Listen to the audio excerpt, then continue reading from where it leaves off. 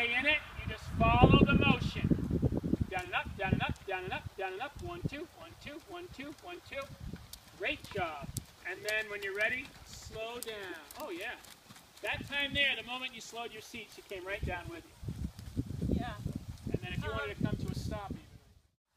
There you go. Take your time in the trot too and build a nice balanced trot. You don't feel like you have to go right into the canter. Practice your breathing now. This is a nice shot.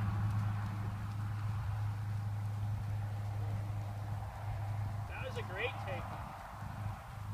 Breathe. That's it. Your reins look great. Good. I want to stop now. No, this is good. That's your canter. Alright, now on this straightaway, let's stop. Breathe out and let her just come to the trot. It's coming.